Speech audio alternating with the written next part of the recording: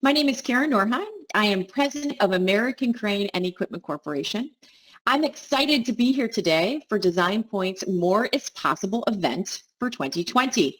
Thank you so much for having me. I'm here with my two dogs. You can see them over here. So they'll be joining us for the presentation as we are entering our new COVID-19 way of managing business. I'm going to talk to you today about our recent cultural transformation at our company, American Crane, and how it has helped us through these challenging times, surviving the COVID-19 storm. My goal today is to share with you my journey and experiences, and hopefully you will find some insights and inspiration. I like to start off with this slide to give you a taste of who I am. The top left-hand corner is my husband and our two dogs. We live in Berks County, Pennsylvania, and you'll notice the picture in the top right-hand corner of my American Crane family is the largest. American Crane is a very important part of my life. American Crane is my father's business. He recruited me to come and work for him years ago, and at the time I was very reluctant. I did not come willingly. How cool could manufacturing be? Well, it turns out very cool, amazing actually, and it has been over 18 years since I've made one of the best decisions of my life. Through American Crane, I have found my passion for manufacturing and the best job that I have ever had. I get to work with amazing people, including my dad. Now, my father has always been a role model. He is an immigrant from Norway, and he came to the U.S. in his 20s. And he turned American Crane from a struggling business into a thriving enterprise. That photo in the top right-hand corner is me and my sister with my father, and there's a very old Asico hat on there. It's a good one.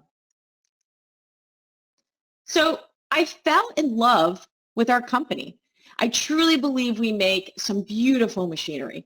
Our craftsmanship, quality, and expertise shine through, and I'm so proud of our people and of our products and the customers that we serve.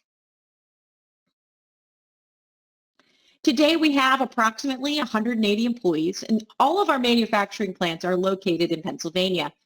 As a leading manufacturer of overhead cranes and hoists, the cool thing about our products is all of the different applications and customers that we serve. Our equipment is used to move spent fuel at nuclear power plants. We help NASA manufacture spacecraft.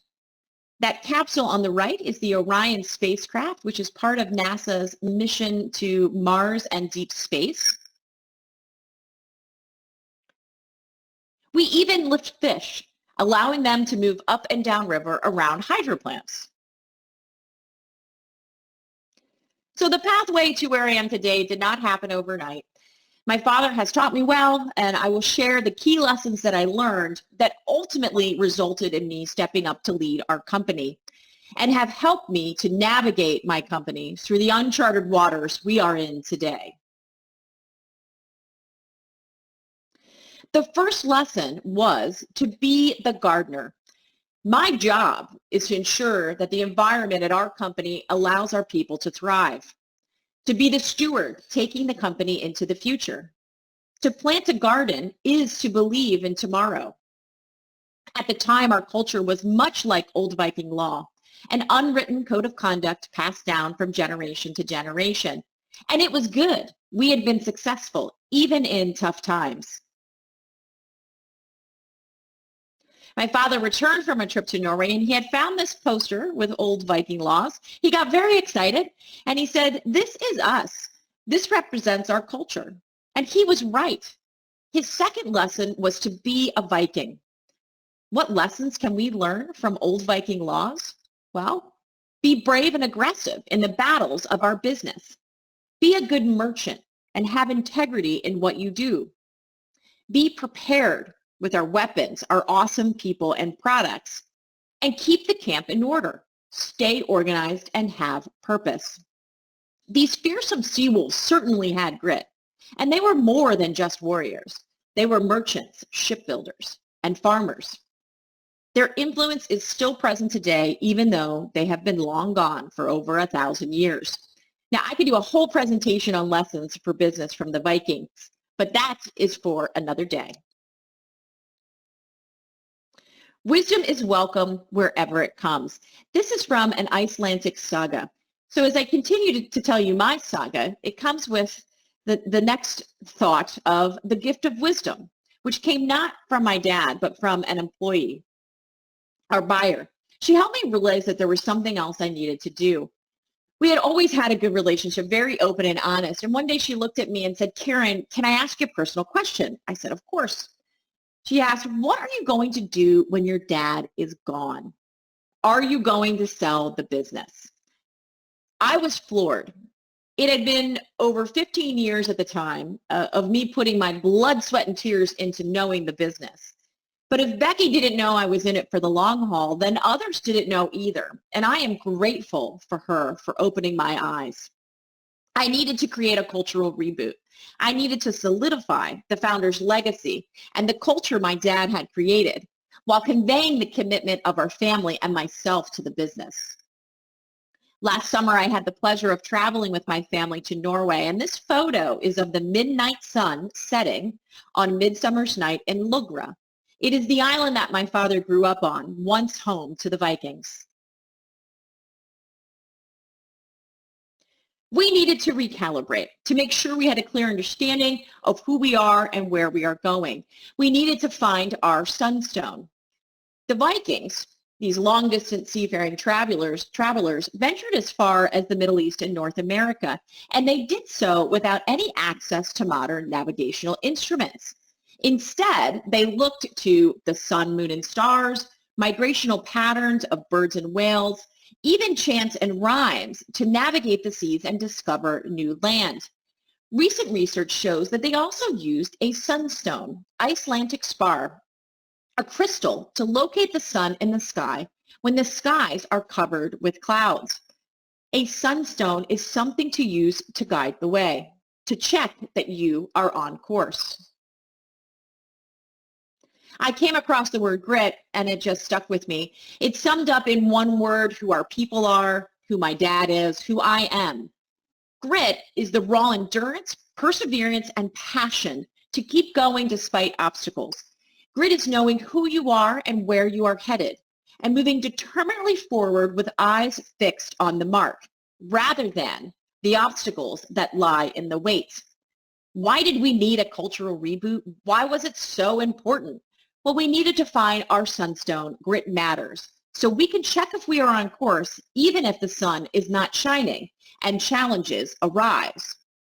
And arise they would. Combined with our vision, mission, and values, it provided us with a roadmap, a code of conduct for our business. We took the great aspects of the culture my father created and we amplified it to the next level. You will notice that our values are behaviors. Culture is really behaviors. It is one of the most important things to consider when developing. They are the rules of the road, our Viking laws. So let's talk apples. Apples were a staple of the Viking diet, and they're still a major part of Norwegian cuisine. There's even a goddess of apples, Indun, the owner and dispenser of a fruit that imparts immortality. She lives in Asgard, and her apples of youth keep the gods young. Fruit gardens, apple tree farms, are common off the coast of southern Norway. Hardanger is one of the biggest fruit areas in Norway, and there is a farm there that dates back to at least 3,500 years ago, well before the Vikings made their home there. Apple growers know that producing fruit is not about manipulating nature, but more importantly about fostering nature. Growing fruit takes a long-term commitment for success. There is a lot of work that goes into planting, growing, and harvesting apples. We did not magically share our new vision, mission, and values and have a great culture, hands washed, all done. To build your culture, you must be the gardener, planting, growing, and harvesting. Growing people is hard work, from watering and nurturing to pruning and weeding. And after all this caring, We must harvest patiently and then prepare to do it all again. So let's pause for a second and let me share with you some fun facts about the Viking. They still manage to be a part of our culture today, some 1,000 years later. Any ideas on what Bluetooth has to do with the Vikings? Harald Bluetooth is the nickname for a Viking who is credited with originally uniting Scandinavia. Bluetooth legacy lives on every time devices are successfully united or paired. He was called Bluetooth because he had a dead tooth that turned bluish. And the Nordic runes that form the letters H and B have been combined to create the Bluetooth symbol.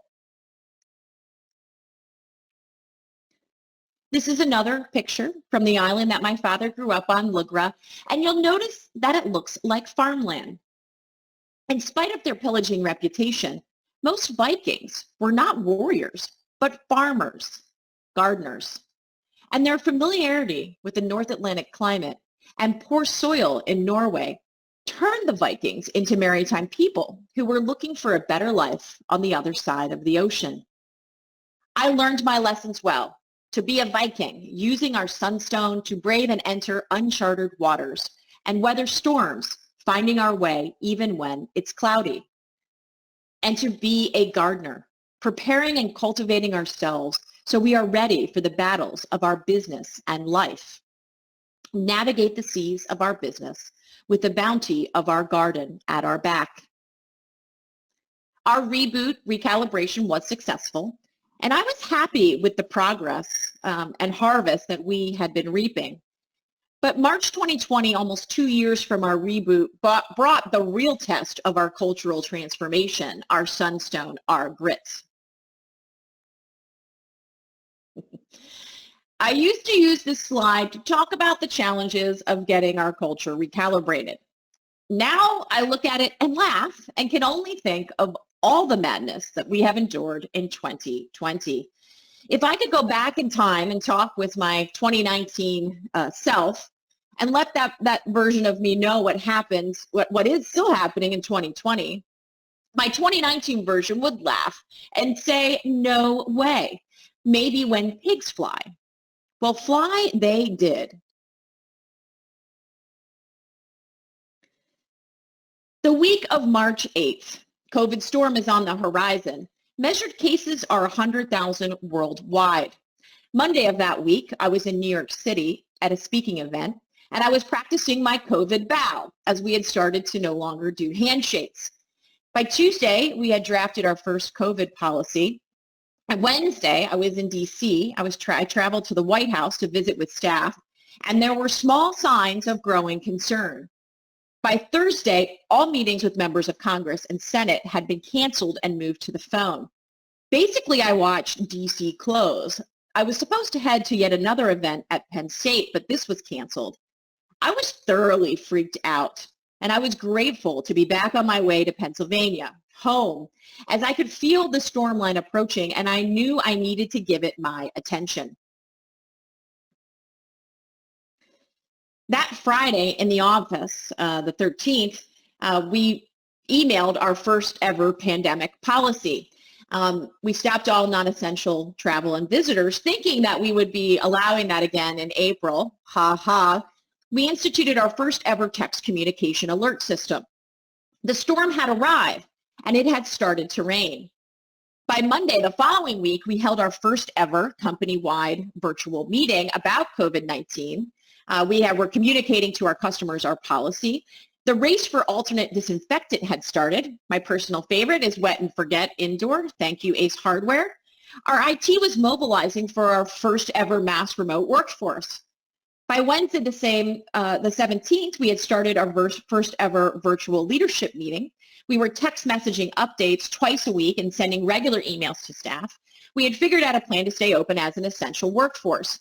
By Friday the 20th, we sent everybody home, whether they had a laptop or a tower, who didn't need to be in the plant for operations. This was 1/3 of our workforce. We compartmentalized our business for risk management, limiting movement between plant 1, plant 2, and our service crew. We established lines of communication and standard operating procedures as best we could. We had a remote workforce. We did all this in 12 days. It is exhausting to tell you and to relive it, and I am sure all of you have similar stories.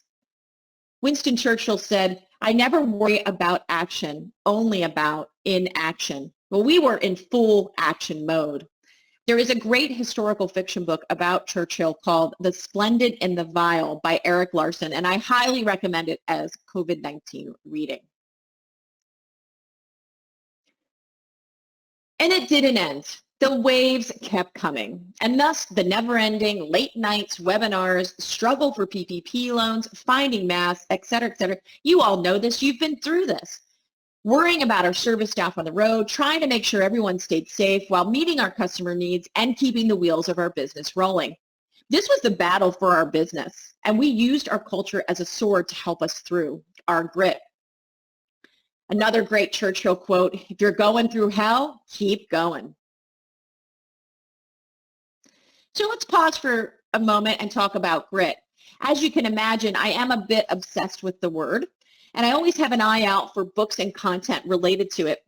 One book that I have found is by Angela Duckworth, and it's called Grit, The Power of Passion and Perseverance. Duckworth's research on grit has shown that it is a strong predictor of success and the ability to reach one's goals. She found that West Point cadets who scored highest on her grit test were 60% more likely to succeed than their peers. Ivy League undergraduates who had more grit also had higher GPAs than their peers, even if they had lower SAT scores. When comparing two people who are the same age but have different levels of education, it is grit, not intelligence, that more accurately predicts which one will be better educated. And my final example from her research is about competitors in the National Spelling Bee. Those that outperform their peers do so not because of IQ, but because of their grit and commitment to more consistent practice. Developing your grit can lead to improved results for yourself and help you achieve your goals. Back to my COVID story. So there are two modes in COVID, survive or thrive. Some days you thrive and you get to be your best self. But most days in this crisis, all you can do is survive. And it's okay. Everyone is experiencing this.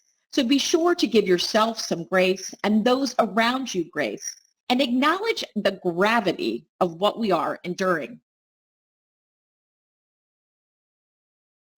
We cannot direct the winds, but we can raise our sails and adjust as needed.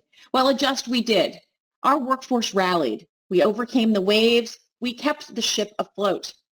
We focus on what is most important right now, and we leveraged our grit to persevere and overcome the many obstacles in our path.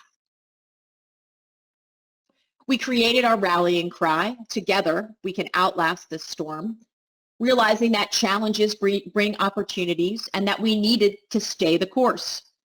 We continually tried to provide clarity, communicating to our American Crane family, to our customers, to our partners.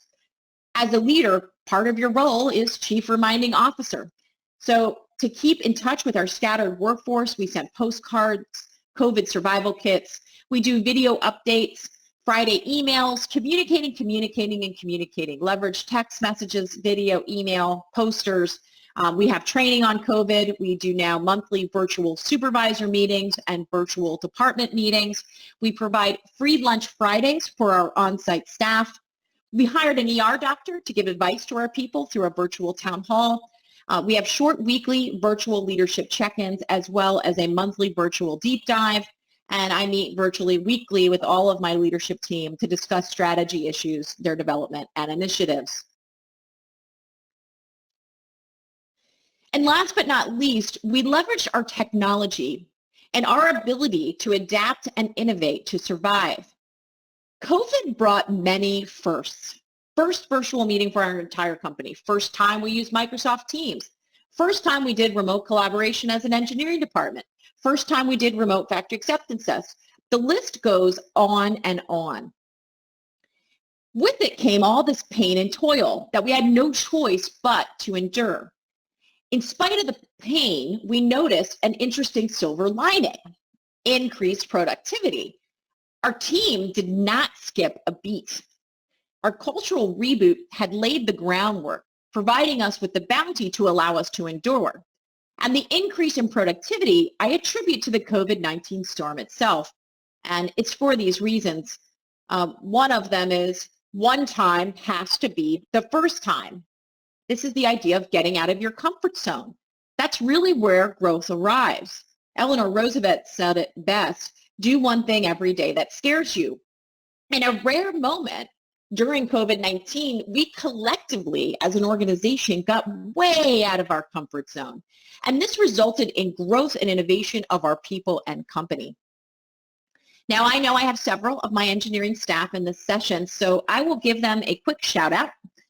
Crisis reveals character, and you have all made me very proud to be your leader, and I'd like to just take a moment to thank you for all your efforts. I am grateful. So another reason why I feel we were having a productivity bump is around this idea of being your mind's commander, not its soldier. We really need to be aware of multitasking. Studies have shown us that we don't multitask, we switch. And constant switching makes us prone to making mistakes, and we're less efficient. Where single tasking helps us to feel less scattered and distracted and improves our productivity. While we were encouraging this before COVID-19 brought this immediately to our remote workforce. Single tasking became much easier as typical office interruptions and distractions subsided. And it wasn't just for our remote workers. Our on-site plant management and service staff have commented on enjoying the calm in the office with less people and less distractions. We also experienced empowered problem solving. Staff is more willing to be empowered and make decisions. They seek answers instead of running to their supervisors. There is more discovery and trying to figure it out. And the questions that do arrive are more poignant, more focused, and fewer. We've also created more intentional communication. And due to COVID and sheer necessity, we have more efficient meetings and better communication between departments. I feel introverts are more talkative in our virtual landscape, and the questions related to problems are more exact. Now, I love this Winston Churchill quote. This report, by its very length, defends itself against the risk of being read. And we also leveraged our flexibility. We are gritty. We overcome the obstacles in our path. Be stubborn about your goals and flexible about your methods. Most of my current work from home staff would never have thought that we could do work from home, but now they enjoy it and embrace it. And we had a recent survey of our staff where 0% of them stated that they didn't want there to be any type of remote working option going forward. So we plan to keep it and use it as retention and recruiting to enhance our HR benefits. We're not rushing any of our staff back into the office. Remote working will be available for those whose job allows, coming into the office and plant as needed. And in the future, I anticipate most working in some sort of hybrid of some home and some office. The most important thing at our company is our people, and we will help them find the best situation for their productivity, whether it's office or home. And perhaps the most valuable catapult forward for us as a company is the innovation via a digital transformation that COVID-19 forced us to make. In the first 2 months, between March and April, we made a 12-month jump forward in digital transformation. This came in the format of remote collaboration, virtual meetings. We started using Teams, IT backbone infrastructure. We had computer hardware upgrades, our text communication system. The next 6 months, between April and August, we did another 12-month leap forward, and this came in the way of process improvements. We had faster invoicing, our HR onboarding, engineering process improvements, as well as the ability to create video, do QA remote testing, training programs, and a formalized IT help desk. And currently, we are working to maximize and ride out this innovation wave. Between now and the end of the year, I expect another 1-year jump forward. And this is going to come through double downing on remote collaboration. We're implementing an enhanced system for remote factory acceptance tests, for remote service capabilities. We plan to get tech into the hands of each of our shop employees to allow for time entry training and remote meetings. We have enhanced knowledge transfer and safety training programs, and there are other processes that we are improving on. So in 8 months, I will have moved my organization 3 times from where I had planned it to be. Note, we did not do this alone. Lennon said it best, I get by with a little help from my friends. We sought experts and partners to help us on our journey, and one of those partners is Design Point. We had a working relationship with them already to help us with some of our digital transformation, and this included in the past an audit of our overall engineering design process, providing feedback that has been helpful in identifying areas of opportunity for improvement and efficiency. During COVID, we have been working on our engineering drawing sign-off process, replacing the paper sign-off with an electronic version. And this has been especially important with our work-from-home workforce, and it will reduce the time it takes for an engineering submittal to get to the shop floor by half. We've also been doing SolidWorks training, skills evaluation, and other customized feedback process. These advancements have come at a cost, pain. All this talk of a black swan event, it sounds so pretty. Let's be honest, this is a nasty, bloody battle we all have been waging. We managed not to shipwreck, but this has hurt. I'm fighting burnout among my staff.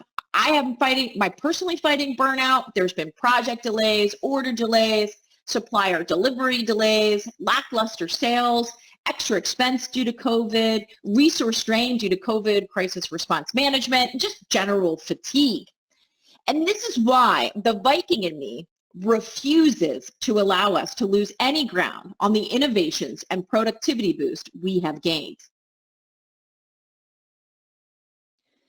A new business landscape was unfolding before COVID-19, and this was the 10x speed up of digital advancements affecting industry. John Chambers, former CEO of Cisco, stated this warning for business leaders: 50% of the Fortune 500 won't exist in 10 years. I'll say that again. 50% of the Fortune 500 won't exist in 10 years. It is a period of time where you either disrupt or get disrupted. My father taught me to be the Viking and the gardener. Our culture gave us the strength to endure. Our skills at our business gave us the plan to fight the COVID-19 battle. I take my wolf pack and beat my competitors. We are fierce. We are gritty. We want to win. We embrace culture as our secret weapon. And now we embrace our recent digital transformation, combined with our ability to adapt, manage, and leverage disruptive change as yet another competitive advantage. This was critical to our survival in 2020 and will only continue to be so into the future. The stress and uncertainty have taken a toll. Only recently have we been able to lick our wounds and regroup, recharge. The pain of the storm still hurts, and of course, it's not over yet. I refuse to give up any ground we have gained. This COVID pain will not be in vain. There's opportunity in crisis, a chance to position your company and employees to not only survive, but to thrive. And I don't know about you, but I plan to disrupt and still be here in 10 years. So back to the culture question, what is culture and why does culture matter? Culture is a word for a way of life for a group of people. It means the way they do things. Culture equals behaviors. A good culture equals good behaviors. Good behaviors equal engaged employees. Engaged employees lead to increased productivity. Increased productivity leads to increased profitability, not to mention the ability to endure tough times. We are intentional about developing our culture, and we're not just doing it for fun. We are doing it because it's good for business. My father has always said the most important part of our business is our people. Selfishly, I have ensured a place that I want to work at. But we also enjoy less than 2% employee turnover, so we're saving on the cost of hiring new people. Through our Be Lean and improved efficiency and better problem solving, our people are happier and our customers are happier. We have better communication between departments, which leads to a better customer experience. And this, in turn, enhances and solidifies our reputation and thus translates into revenue and profitability for our business. Not to mention the ability to survive storms, specifically the COVID-19 storm. We have an engaged workforce. We are tapping into more of the human potential. Note, I didn't say all. We are a work in progress. The road to success is always under construction. Our success is because of our amazing people, and it is what sets us apart from our competitors. Productivity, happiness, and engagement, they're all related. Employees who are happier and more satisfied at work are more productive and more engaged in the mission of the organization.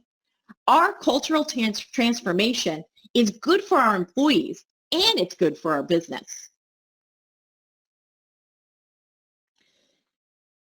And it has helped us in the battles of 2020. In case you didn't get my Viking correlation, I'll summarize another way. There is another group of warriors who have been forged by the sea, and they know a thing or two about grit. They are the United States Navy SEALs. As the Special Operations Force of the Navy, they are charged with carrying out some of the most dangerous and important combat and reconnaissance missions. The long and famously grueling process of becoming a SEAL is legendary and ensures that only the best of the best will ever wear the trinet. Let me share a description of this training from Team of Teams by General Stanley McChrystal. He notes the training's purpose is not to produce super soldiers. It's to build super teams. He writes, few tasks are tackled alone. The formation of SEAL teams is less about preparing people to follow precise orders than it is about developing trust and the ability to adapt within a small group. Navy SEALs teams perform at consistently high levels, even in the face of unpredictable challenges. Grit, motivation, expertise is how people survive the most challenging situations. They determine the difference between success, mediocrity, and failure. We all face challenges in life and at work, and it is our reaction and response to adversity that ultimately determines the path we will follow. I have been spending a lot of time recently contemplating what we need to do between now and when we do reopen our office and have more people back in there. And how do I keep this productivity boost and further develop our culture and not lose any ground? I want to build upon these new foundational blocks we have added. Our culture will help. It's like the mortar holding the bricks in place. As one idea that one way practically that we've been talking about keeping this productivity boost is, besides just allowing some remote working going forward, is to be your mind's commander, not its soldier. This idea of single tasking due to less interruptions and distractions. So we've been redesigning our engineering space and keeping that in mind as we do so. And we may be looking at policies and best practices to avoid talking over the cube. And we've also been thinking about do not disturb signs and encouraging closed office doors so that people just don't come over and interrupt you. Policies around this etiquette. Before you pop into someone's office or cube, reach out to them, give them a quick call or an email, make sure that they are at a point where they can be interrupted. And we're continued to do our virtual remote collaboration as the norm. We haven't figured these pieces out, but we will be working towards a sweet spot of productivity. On a personal level, there are a few things that have kept me sane in this incredibly difficult time. And we'll start by taking a moment to appreciate this little warrior. This is my niece, Kirsten, and she is fabulous. Like Kirsten, I am a firm believer in being yourself. Keep it real. Life is way too short to be somebody else. Be authentic. I used to only bring 95% of myself to work, and then I realized many years ago it is way more fun and I am way more effective when I embrace who I am and stay authentic all the time. You are no good to your people or your company if you are burnt out. This is really important in the times we are in. You really have to practice and promote recharging. Take care of yourself and encourage and practice disconnecting. Time away from work and devices allows us to recharge and refresh, refocus and rejuvenate. Often this provides new perspectives and creativity boosts. It can enhance clarity, thus increasing productivity and producing better results. So take care of yourself, sharpening your weapons, both physically and mentally, work life and home. Practice self-care.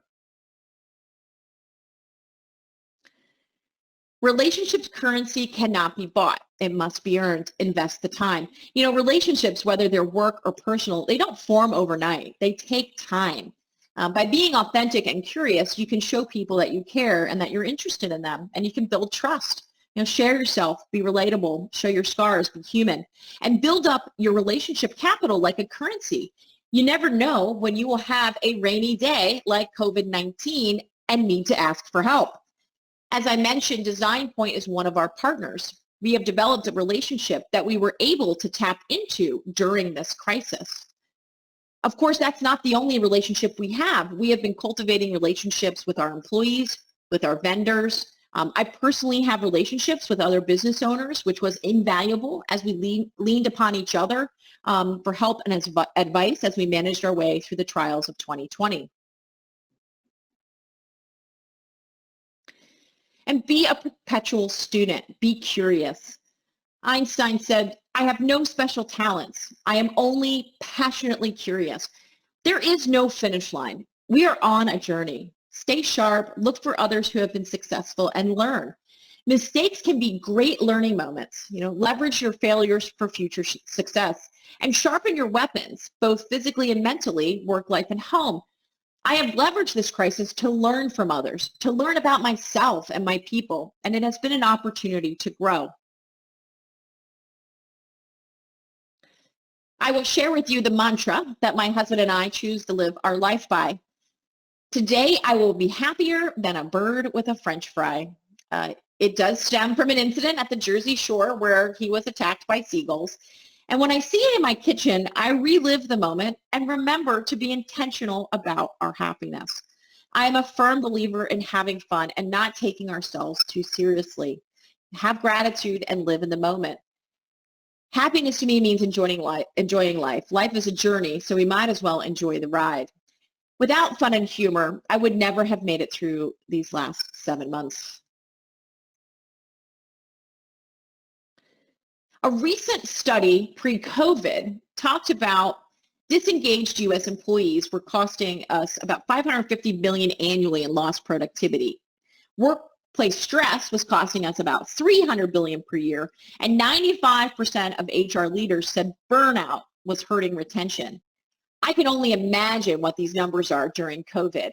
How do we counteract disengagement, workplace stress, burnout?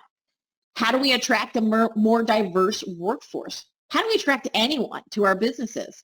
Well, you can leverage your culture to attract people and keep them.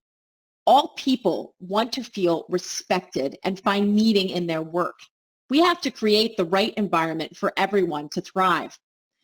This will only become more important as people seek jobs in the future. COVID scars will be fresh and large. Culture can be the salve on the wounds. And let's pause again and talk about ripples. Many years ago, I attended a conference and there was one panelist from a group of leaders who had a profound impact on me. And I can remember when she changed my thinking and inspired me to find my path. This woman doesn't know who I am. She doesn't know the impact that she had on me. But by her acting as a role model, she created a ripple effect that touched me. I alone cannot change the world, but I can cast the stone across the waters and create many ripples. I challenge you to create your ripple effect. Spread the seeds. From little seeds grow mighty trees. And how do you do that? By being a role model. There is always someone looking up to you, whether it's, my sister and I looking up to my dad, my nieces and nephew looking up to me, your coworkers, your friends, your employees, even strangers. Role models inspire us and give us a vision for what is possible. Leave a little sparkle wherever you go. You never know who you might touch. Be a role model. I argue you already are. By being a role model, we can promote our pride and passion for being a part of our industry, and we can inspire the next generation to join us. And it's time now to wrap up my culture and COVID-19 saga. Could we have made it through 2020 without being intentional about culture? Sure, maybe, but why leave it to chance? I am all for tilting the odds in my favor.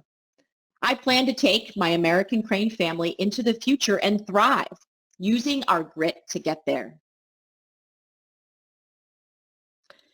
As I sought to find out how I was going to go about this cultural reboot, I found a few books along the way that have been helpful.